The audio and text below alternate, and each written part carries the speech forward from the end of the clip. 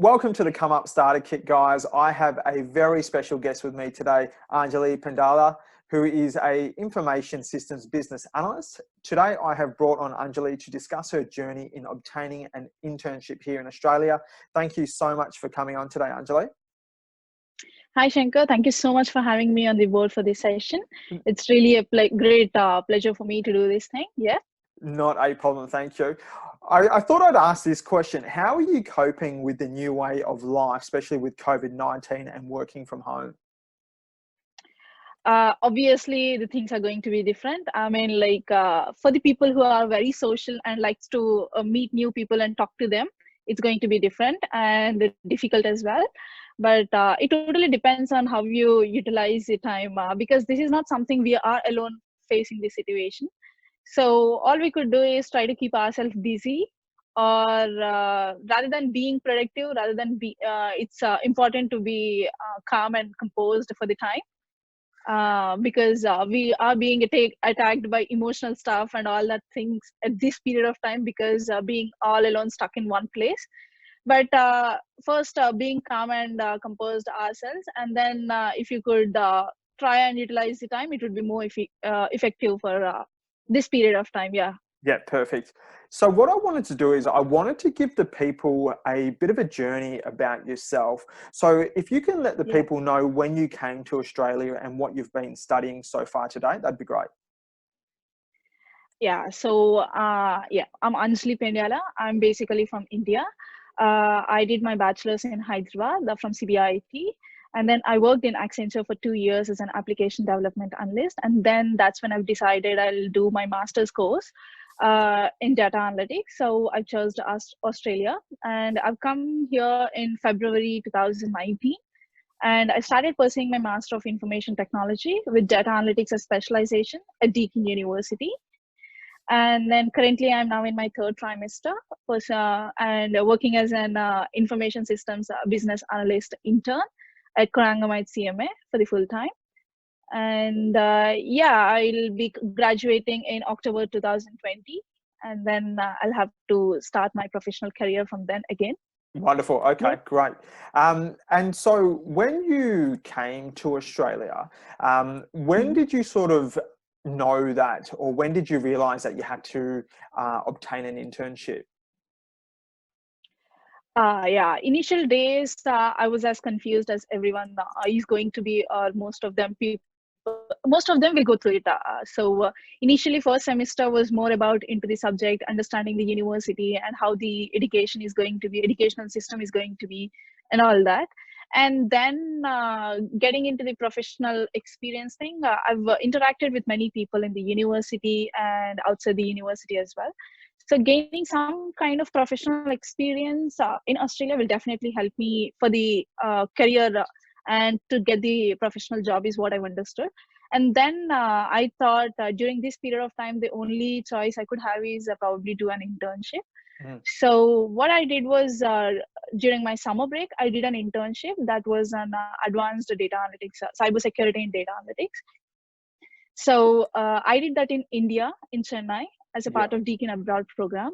So I gained a relevant experience over there as an intern, and I do have an experience before as an application development analyst in the IT sector. So after coming here, post my internship in Chennai, I came back to Australia again in December. And then when I was talking to people and I was active on LinkedIn then, so I got to know that professional experience in Australia will have an extra benefit rather than the outside experience. Although it adds weightage, but gaining experience in Australia will be helpful is what I've understood. So that's when I started preparing myself from the beginning. Like I started preparing profile on LinkedIn and then updating my resume, and then started applying for the couple of internships. And then I got this opportunity, and then currently I'm working for this Corangamite CMA as a business analyst. Okay. And so when you knew that you were going to try to obtain a internship or Australian experience, how did you know where to look for these type of opportunities? So initially what I understood is building network is very important. So the first thing I did was be active on LinkedIn. Yep. So till then, I was not very active on LinkedIn. Although I have an account, I did not use it much, or I was not familiar using the application itself. So Yeah. that's when I started using LinkedIn very actively. And then I started meeting people, talking to people, knowing their experiences. And then that was my first step. And then later on, I worked on my resume for a couple of months. But I don't say I completely sat for months, but I was working on resume for a period of time. And then I Yeah. built my resume, and then I have enough connections. I don't say enough connections, I got enough knowledge or information from the people through LinkedIn. Yeah. So that's when I started applying. So the platform I chose for applying my internship was Seek, Yep. Indeed, Okay. and then LinkedIn.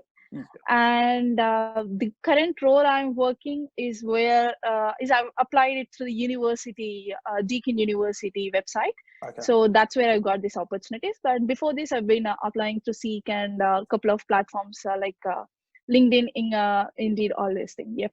Okay. Is it more advantageous to apply through the Deakin Careers website than it is through the outside platforms? Did you find? It's not about a beneficial thing. I can tell you the opportunity, the Yeah. correct opportunity, wherever in whatever platform you found it, so you can just apply it there. But applying through Deakin has certain procedures to be followed. Like we have a Deakin portal where resume check will be done. So we'll need to get a resume checklist to be to attain certain points for the resume. Just like I can tell you, the overall resume needs to be presented very well. So that's the first thing, and it has certain key points and keywords that needs to be filled in the resume, just like how you explain your leadership skills, how you explain your experience, all those points add some weightage to the resume. Yeah. So all these are the important criteria for the resume. So through the Deakin, I've uploaded my resume and I worked on it for a couple of days, I can tell you. And that's when I've reached 75 and above points for the presentation. So that's the minimum requirements for the resume through the Deakin to get through the Deakin applications itself. So that was one thing I followed through the Deakin. Yep. I think it goes the same with other platforms as well. Yeah. I'm not, although we don't have a particular platform for Seek, like this particular presentation needs to be attained, but still it's almost the same for everything. That resume needs to be well presented. Yeah. Okay. So yeah. And then you've also touched on around LinkedIn and how that tool has also helped you immensely. In what sort of aspects has it helped you? LinkedIn, Yeah. I can tell you, connecting to the people, it did help me a lot, because I'm not very much familiar with the market in Australia and how the international students are going to get the opportunities, or how is it going to be. All I've heard in the initial days was reference is going to be a very important thing. When I say reference, I cannot just ask a random person, give me a reference.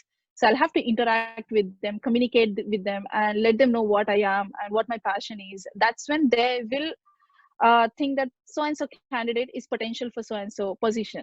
So that's how the reference works, is what I've understood, rather than asking a random person, give me a job or let me know if there is an opportunity. So first, when I opened my LinkedIn profile itself, when I was active over there, when I connected to the people, the first step I did was have an initial basic conversation, like knowing each other, rather than asking them like, do you have any reference, or do you have any opportunities at your organization, or can you help me through. I felt that's not the correct way to interact with the people, because assuming when I was on the other side of the table or other side of the coin, I can just think, when suddenly a person approaches me and asks me for a job, I'm not going to respond, maybe whatever the situation I am going through, or whatever the busy things, or it could be like, I don't know the other person, so how am I going to end up giving an opportunity for them? Yeah. So what I've understood is, let me have a conversation with them, establish a basic conversation, like all knowing each other, like the professionally career and what they're doing and how could they help me or how could they assist me, is what I've understood. And that really helped me a lot, because I could tell you, I've met lots of very good mentors on LinkedIn. and they did help me a lot, giving me a little bit of instructions and their experiences, and so that's how LinkedIn did help me a lot. Yeah. Okay. And how did you go about networking on LinkedIn? I know that a lot of people find it quite scary. They don't know who to Yeah. reach out to. What was your method and how did you go about it? So when you create a LinkedIn profile, the first step is update your photograph and your basic details. Like when I say basic details, LinkedIn is something, a professional platform. Yeah. So we're gonna apply, relate all our data to professional aspects. So our experiences, our voluntary experiences. So we gotta apply, update everything. And then the second step is going to be like connect to the people. So when you say connect to the people, connecting the random people will not help you. So approaching the right person is what matters a lot. So I am into data analytics field. So I've searched for the people in the analytics domain. So when I say how did I search this, I've in the search tool, I've entered analytics and filtered it out with the people, and from the location Australia. So that's how I got a couple of people. I did not give a random connection to whomever I get in the search list. I did check their profile and I did check their experience. So if I found that their profile is really interesting or experienced, or they could suggest me a lot by reading their posts, articles, their comments, likes. You can go through everything on a profile. So Yeah. that's how I connected to the people. So first initial step is to identify whom you should contact.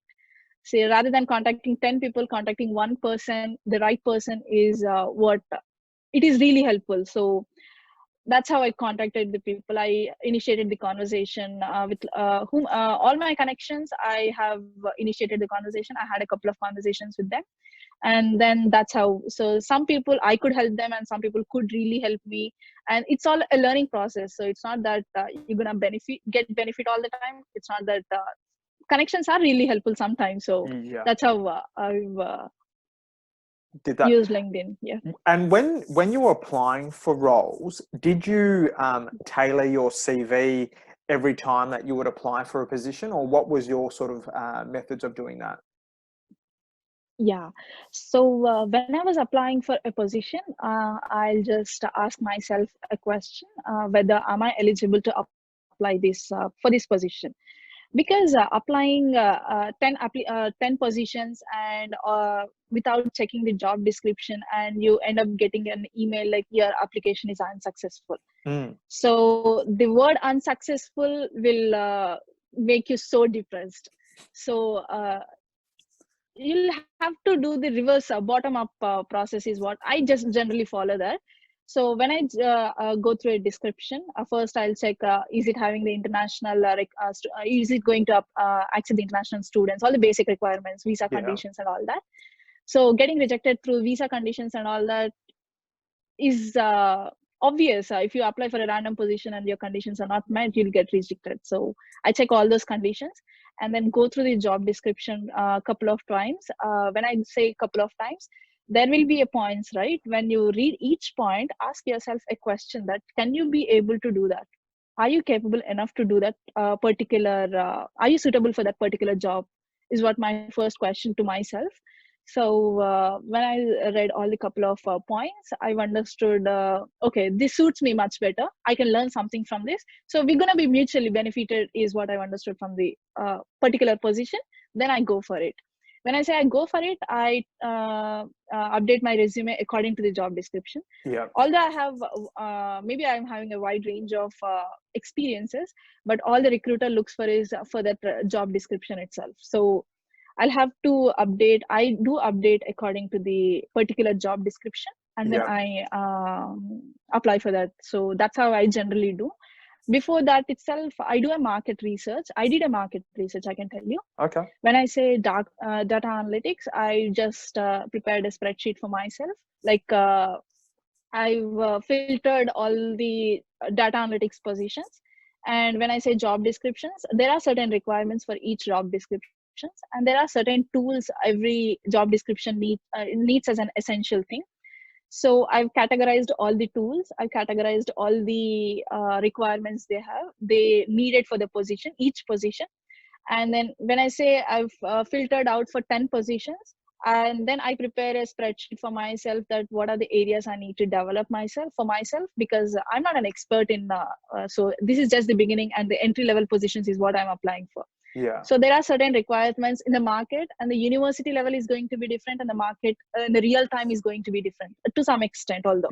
Yeah. So working accordingly to that will make us get through the application easy. What I've understood. So that's when I started brushing up myself and learning certain tools in accordance to the market, Right. along with the university goals.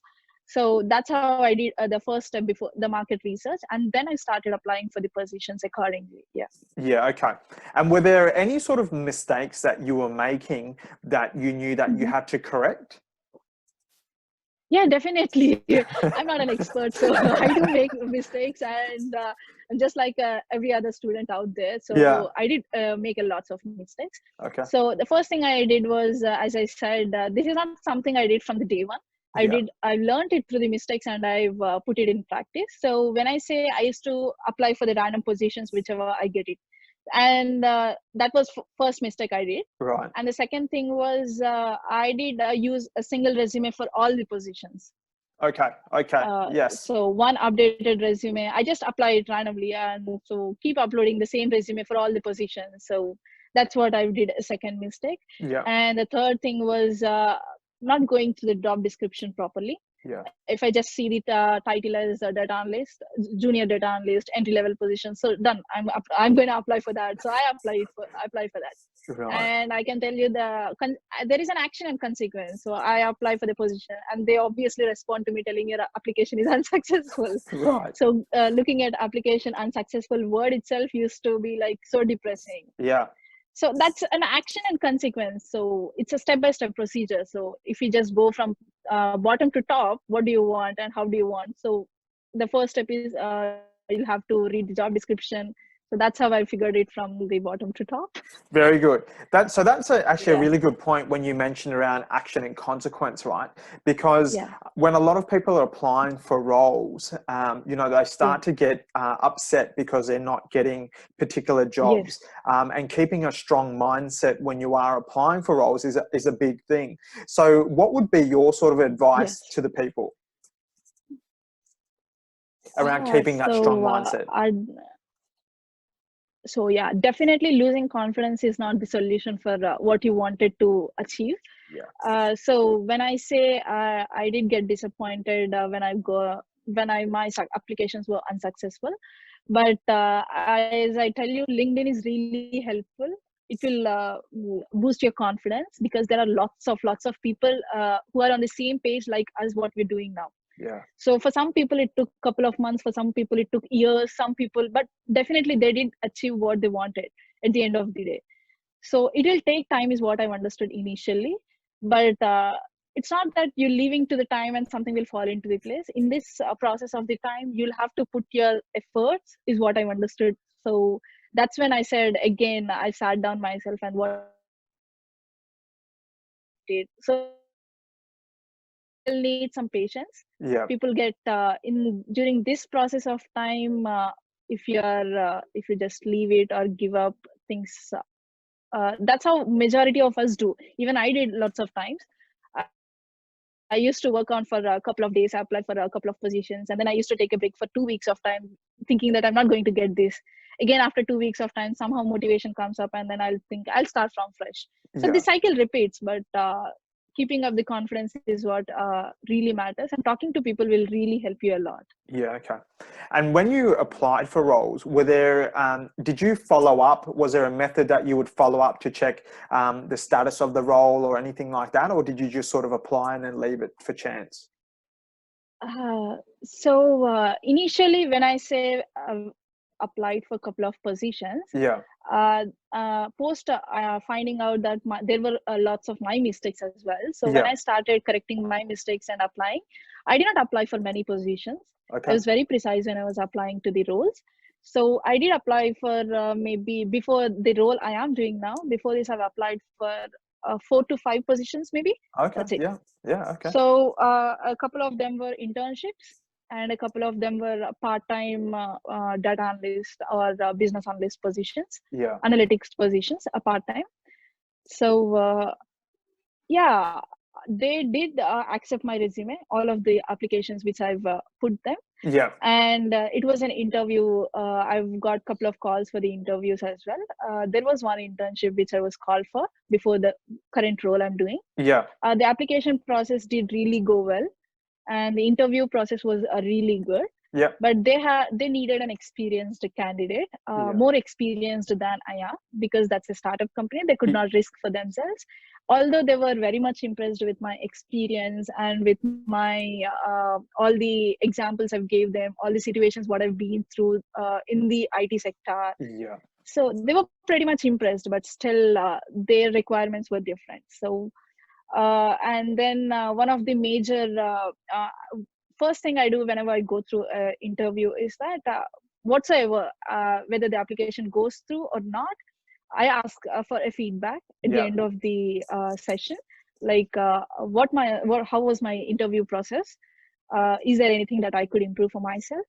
Is my general question for every person who interviews me. So, and that's when people come up with their points, whatever they think. So I try to put them for the next interview. So I can tell you this example before where I'm doing current position. So I've been through an interview process, and they were pretty much impressed, but still when I've asked for their feedback, the feedback they gave for me was I tend to speak much faster. So I speak continuously and faster, and they are having clients from different locations like Right. Ukraine, US, and all those different countries. So when I say the communication, it's not all about English. It's all how about you communicate with them, how easily the other person is going to understand is majorly matters. So they thought that my the way I speak a little bit faster might not be very much uh, effective for the other people for their clients. Okay. So they said to me, although they give it in a positive way, but still I've thought, yeah, even I've heard it many times from people before, telling that I speak a little bit faster.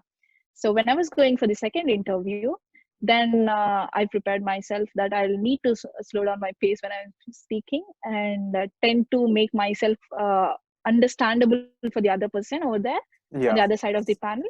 So that's one of the uh, from the previous interview I put it and in practice for the next interview. So Yeah. such things do help me. So when you said technical aspects as well, they did give me a couple of more experience, what they're looking for. So again, then I did a research that am I capable enough to do that technical aspects, because my experience doesn't be enough for the particular description they've given me. Yeah. So that's when I worked. So it's all about how you take the interview process and how you take their feedback and put it in action for the next step of yours. Yeah. Okay. So that did help me. Yeah. And were there any ways that you prepared, especially around interview questions, behavioral based questions, and technical questions? Did you sort of practice anywhere, or what was your sort of methods? No, I did not practice, but still, I am familiar with certain things. When I say Yeah. I'm familiar, I did work for 2 years, right? So I've Yeah. been through an interview process, so back in India. But still, I am familiar with what kind of questions they could ask me, HR related questions or technical questions, because when I see the job description, I do get a clarity of what kind of questions I could expect from the job description. Yes. But what I've majorly worked on is what kind of interview procedure they're gonna follow in Australia. Right. So I'm not familiar with the Australian interview process. So although I'm familiar with the Indian interview process and how the recruitment over there is, we were trained in university and college in our back in India, but here we do not have any such process. All that we Right. could do is learn by ourselves. So that's when I watched a couple of interviews, or not couple of interviews, talking to the locals and how the people here are gonna react or respond. So that's when you understand how you can communicate. I mean, establish the communication and have a conversation rather than question and answer thing. It's all about having the conversation to the person who is on the other side of the panel Yeah. and making the interesting conversation. So they did ask me a couple of technical questions and my experiences. So when they asked me an experience, rather than telling them that I did have so and so experience, so I did gain something like this. So rather than just dumping the answer, you could just create a story for them. When I say story, it should have an introduction, it should have a body, and then it should have a conclusion. So it could be 3 lines or a paragraph, whatever. You could create in the form of a story and tell it to them. Yes. And all this story thing and all that, I've learned it from the people who are on LinkedIn. So they did give me such suggestions. So Okay. so I've put it in actions during my interview process. So that's how. So for example, as I said, they asked me a couple of examples like what is your experience of interviewing the stakeholders, is what they've asked me. So Right. back in India, I was an application development analyst, not a business analyst. Yeah. So my role was not majorly interviewing the people, but you can put it. What I did is I've told them that I did not interview any people before, but still I am very much familiar with putting the questions to them.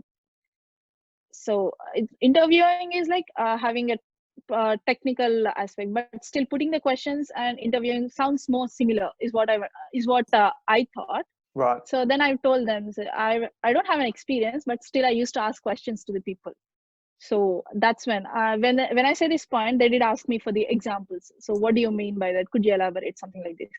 So that's when I've told, say, my experience of how I asked questions to the people, how I've handled work at my previous work experience. So when I say I'm telling an experience for them, again, I used to give introduction, like what was the situation, and then how did I work, and how did I question them? That was the body. Yeah. And conclusion, what did I gain from that particular asking questions to them? So that's how I used to and create a story. I did create a story and then tell them like that.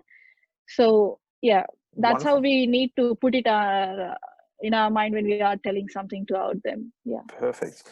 And what would be, I guess, your top 3 tips for people looking for internships or roles outside of uni?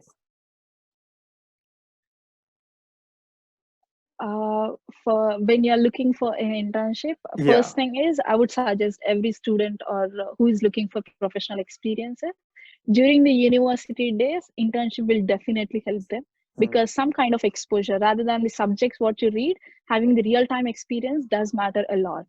So going for an internship is the best thing. So every person out there should try it out. It will really help them a lot. And the second thing is when you decided that you wanted to go for an internship, you can probably build your LinkedIn profile first. Be active on LinkedIn, connect to the people, talk to them, and don't get disappointed if someone doesn't respond to you, because it could be for various reasons. The other person might be busy. He or she might have been in some other situations. That could be the reason they did not respond to you, not because your profile is not impressive or something like that. Yeah. Very So good. yeah, so don't get depressed when they don't respond to you. People do respond then when they find out some time for you. So be patient enough and keep talking to the people, whatever it is, whatever the person it is. So your domain, the other domain, you could gain something or the other from talking to the people. So that could be one thing I can tell you. And the other one is start building your resume. When I say resume, it should be effective. When you apply for a position, the person out there who is going to offer you a job will not see you, will only see your resume. So all that you can do is speak through the resume. So when you build a resume, your resume should speak about you. So that's what mainly that's one of the most important things. So resume. Very good. And then in the cover letter is all about the informal communication to the recruiter out there. So it's resume speaks about all your professional experiences and what you did and what are the certifications you did.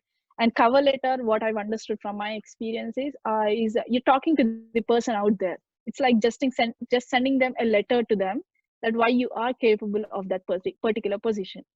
So you're telling them stories through a letter. So that is very important. So these are the initial steps you could follow.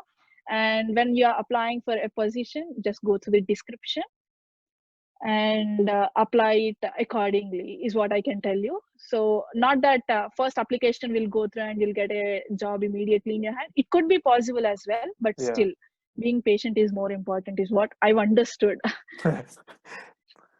Yeah. Wonderful. And apart from this, there's nothing. Just keep trying, keep trying. Yeah, you can't give up. That's it, I and think. don't lose confidence. Yeah. Yeah. Never give up is what I can tell you. Yeah, that's it. Wonderful. Thank you Yeah. so much for your time, Anjali. Thank you so much, Shankar, for having me here. Yeah. All the best, guys. Yeah. Cheers. Thank you. Yeah. I'm just going